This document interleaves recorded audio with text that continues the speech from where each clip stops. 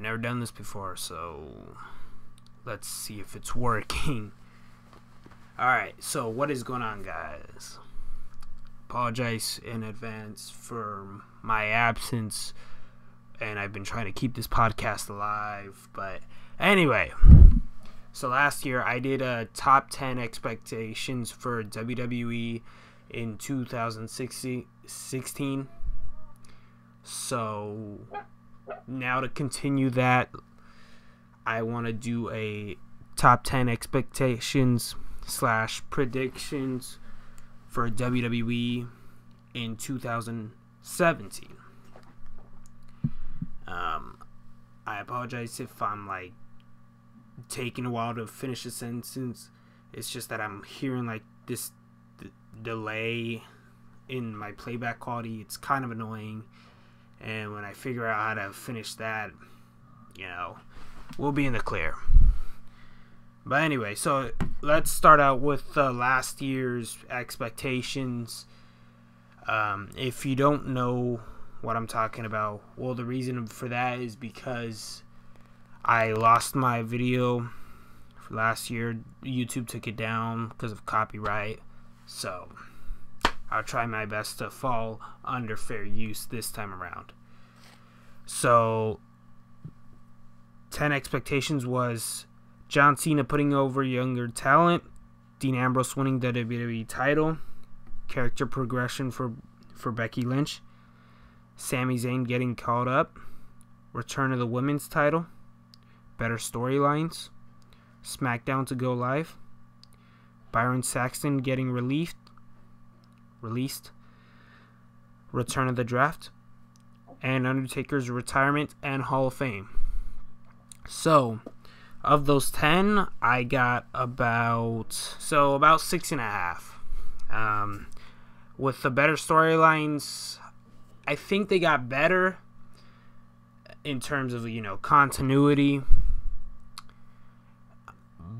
but I'm sort of half right, because for every good storyline, there were some that were pretty bad. None that I could say that were terrible, at least not in my opinion, but just there were some that were bad, and you're always gonna get that.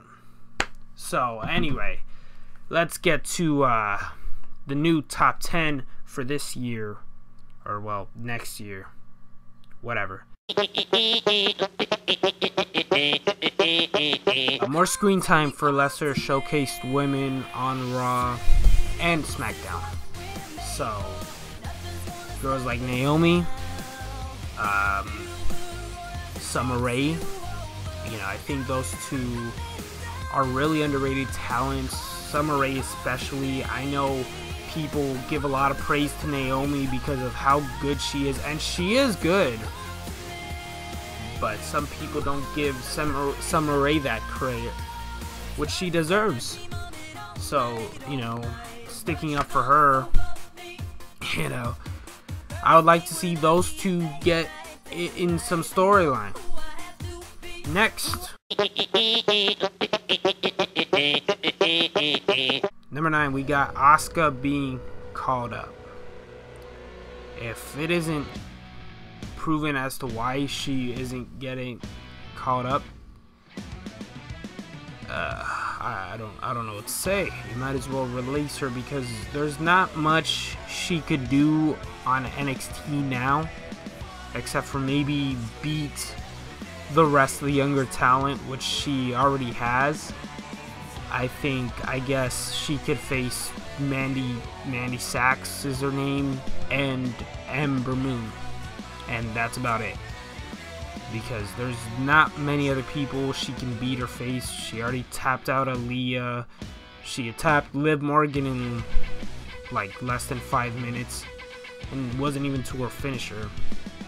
So that just goes to show Asuka is a dominant force and deserves to be on the main roster, because I want to see her wrestle against Becky Lynch. I want to see her wrestle against Alexa Bliss, which I do know they both have already had a match, but neither one of them were televised. So yeah, that would be pretty cool.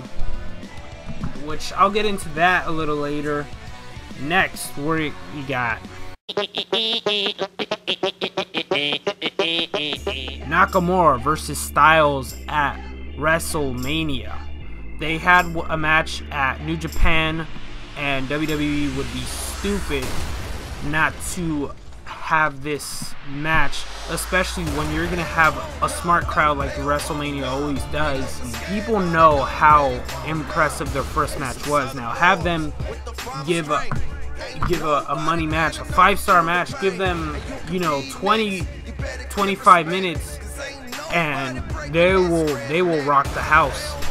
I guarantee it, because they did it the first time around.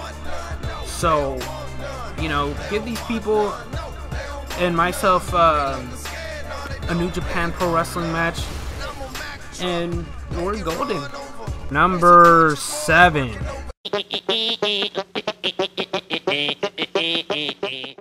Dolph Ziggler getting the WWE title.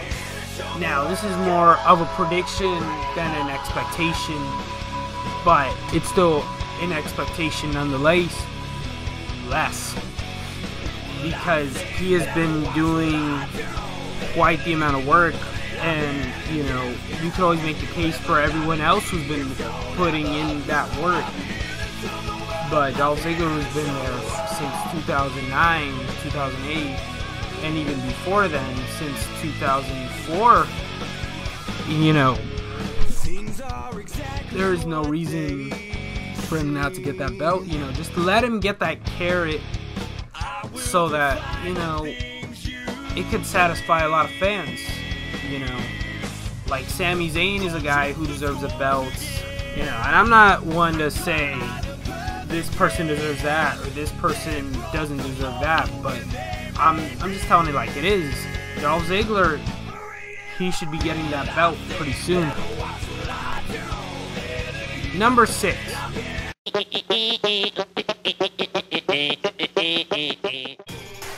Sami Zayn getting called up to the main event status.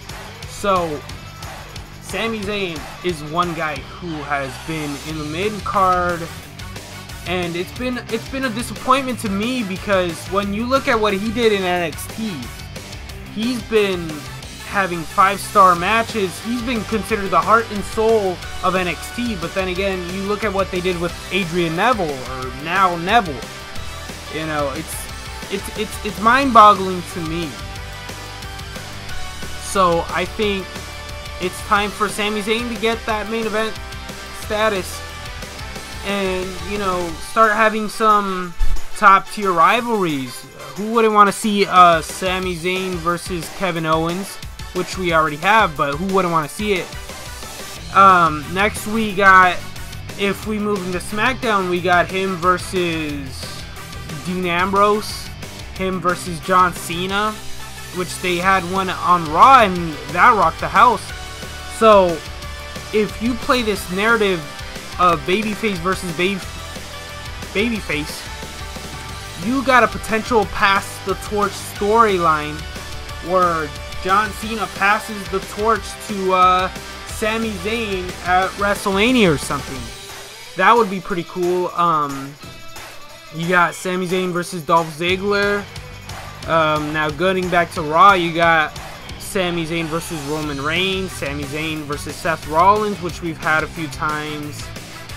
You know, you got quite the amount of ideas for Sami Zayn, and it's crazy to me they haven't done this yet. So I'm expecting Sami Zayn does get something like that. Number 5.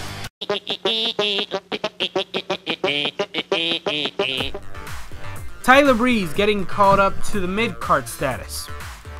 Now, honestly, I would say main event status, but you see where he's at right now, and if you jump into the main event, it just won't be believable in terms of continuity.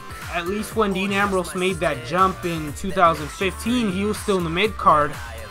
So when he got added to that Fatal 4-Way stipulation, he started opening a lot of eyes or a lot more eyes to the fact that he should be in the main event. So I think you give Tyler Breeze a slow build, because right now he does have a bit of a following. I remember there was an episode on a SmackDown where they were having that Battle Royal not too long ago.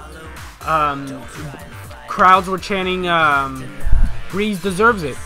So there you go. You got a little bit of a following. So first you break him up with Breezango. That's what I would do. So I would break up him and Breezango, have them get a program together where they have a match. Fandango puts over Tyler Breeze, and Tyler Breeze just goes up from there. He works mid-card programs with whoever, you know. I like his program with Dolph Ziggler. I like the match anyway. The storyline, not so much.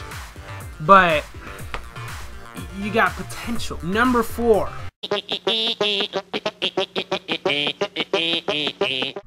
Bray Wyatt getting to the main event status. So, I guess this will be the year of who I pull for. So, Bray Wyatt. He has been dealing with crap for the past 3 years, and it's time. It's time he gets that main event. After you put him in that program with Randy Orton, after you finish the program, now I'm predicting that Bray Wyatt will get that win over Randy Orton.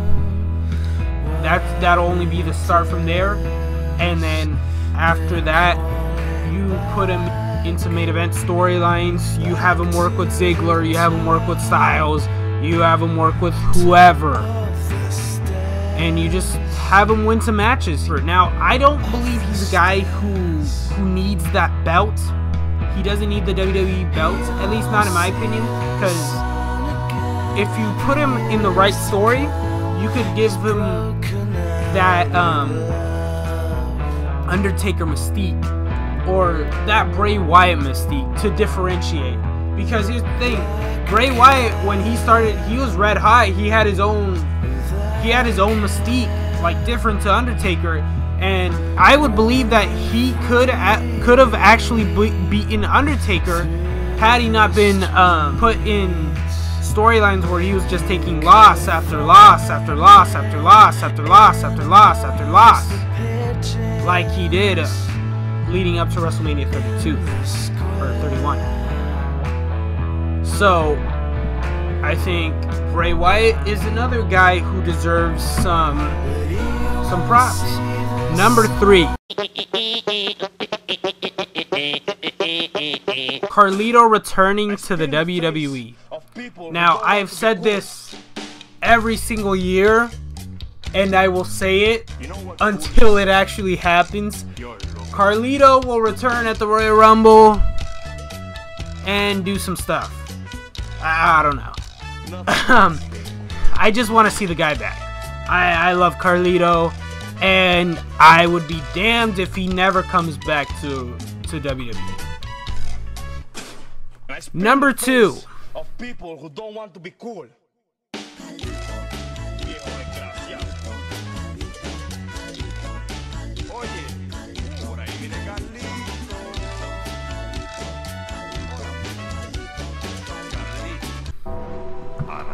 The Undertaker retires and Hall of Fame.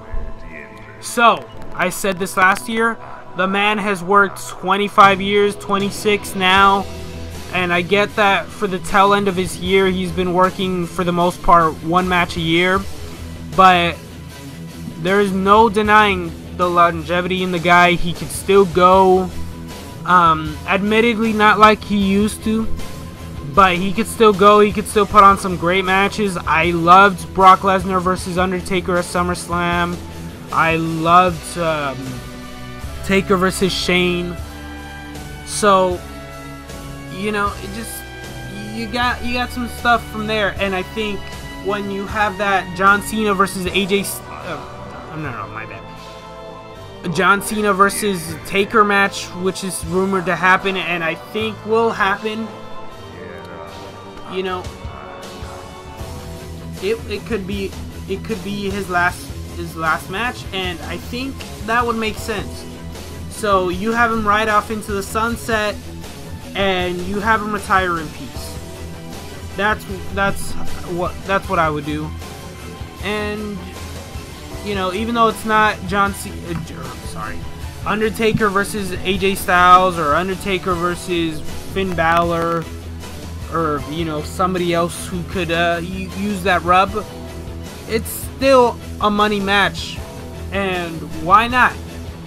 So I'm giving the okay on that. And even if I didn't, it's not like they wouldn't do it. So yeah. Alright, number 1.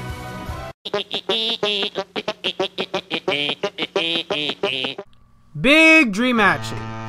So the rumored matches such as Styles versus Taker to happen, Lesnar versus Kevin Owens. I think this could be a big year for big matches to happen this year that could be good. You know, I think we could see Lesnar versus Samoa Joe. We could see John Cena versus Samoa Joe. John Cena versus Sami Zayn. Austin Aries versus Sami Zayn. Dean Ambrose versus Austin Aries. Nakamura versus Cena. You got so many options this year because of the roster that they have. You know, another one that is supposed to happen at Royal Rumble, which is rumored, Styles versus Taker. You know, there's so many fantasy matches you guys could doing this year, and I think this is the year to capitalize on that, because you got big money matches that could happen. Asuka versus Becky Lynch is one I mentioned earlier. Asuka versus Charlotte.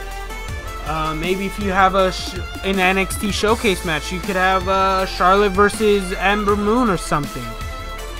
You know, that would be pretty cool. Yeah. So I think you do all that, you got quite the year. So that caps off my top 10 expectations. I hope you guys enjoyed this video.